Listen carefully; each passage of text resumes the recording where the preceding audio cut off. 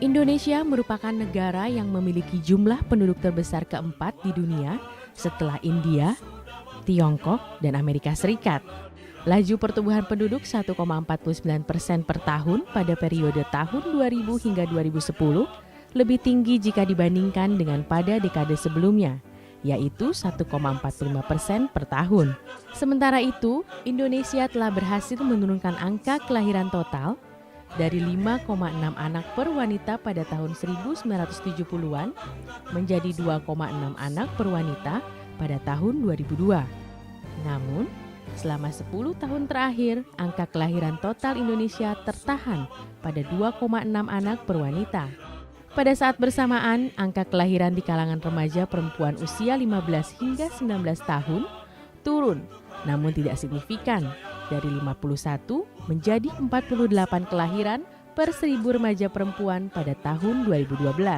Pemerintah Indonesia menargetkan jumlah rata-rata anak yang dimiliki perempuan usia subur pada tahun 2019 hanya 2,28 anak per wanita, sedangkan angka kelahiran di kalangan remaja perempuan usia 15 hingga 19 tahun diturunkan menjadi 38 kelahiran per 1000 remaja perempuan.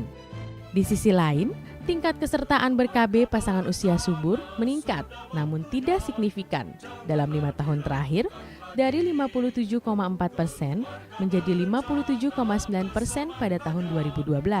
Hal ini disebabkan antara lain masih tingginya tingkat pasangan usia subur yang ingin ber-KB namun tidak terlayani, yaitu mencapai 8,5%.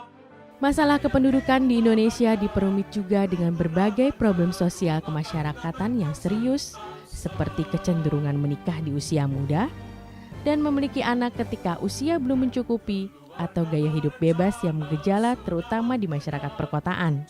Program kependudukan, keluarga berencana, dan pembangunan keluarga perlu mendapatkan perhatian lebih dan dukungan komitmen yang kuat.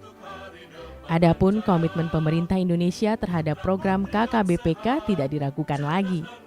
Dalam banyak kesempatan, Presiden Jokowi telah menginstruksikan agar program KB kembali digaungkan. Sebagai lembaga yang mempunyai tanggung jawab dalam pengendalian penduduk dan penyelenggaraan KB, BKKBN berupaya optimal dan mengembangkan berbagai kebijakan dan strategi. Mulai dari strategi keluarga berbasis hak asasi manusia, memandu semua sektor terkait untuk mendukung pelaksanaan program KB, termasuk pelayanan KB gratis atau murah untuk pasangan usia subur yang dapat diakses dengan mengikuti jaminan kesehatan nasional. Selain itu, komitmen pemerintah juga diwujudkan dengan memberikan dana alokasi khusus sub-bidang KB. Mulai tahun 2016, diberikan bantuan operasional keluarga berencana yang diharapkan dapat membantu memecahkan masalah terbatasnya sumber daya untuk pelaksanaan program KB di tingkat daerah setelah desentralisasi urusan KB. Program kampanye pun ditingkatkan dengan cakupan dan efektivitas komunikasi, informasi, dan edukasi atau KIE yang berkesinambungan. Kampanye variatif dilakukan dengan memanfaatkan multimedia kekinian, melibatkan opinion leader, baik tokoh agama, tokoh masyarakat, hingga tokoh politik sebagai komunikator kampanye di masyarakat.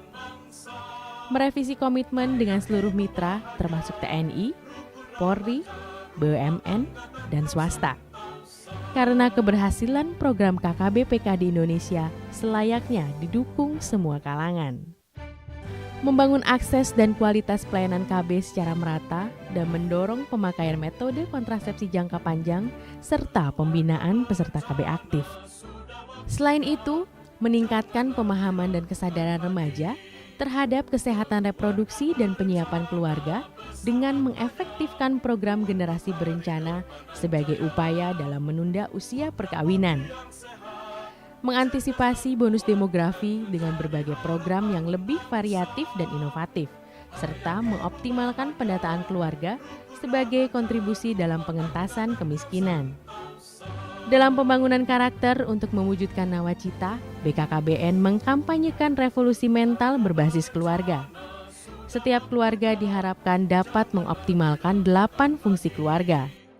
Revolusi mental berbasis keluarga juga diimplementasikan melalui Kampung KB yang dicanangkan Presiden Jokowi pada 14 Januari 2016 yang lalu di Kabupaten Cirebon, Provinsi Jawa Barat.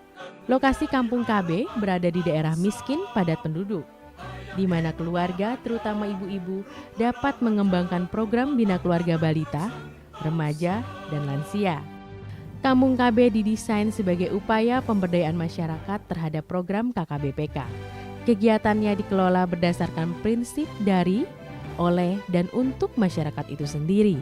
Hal tersebut tentunya berimplikasi pada peningkatan program KKBPK yang lebih inovatif dengan mengapresiasi kearifan lokal dari tiap daerah demi terciptanya keluarga yang berkualitas dan sejahtera.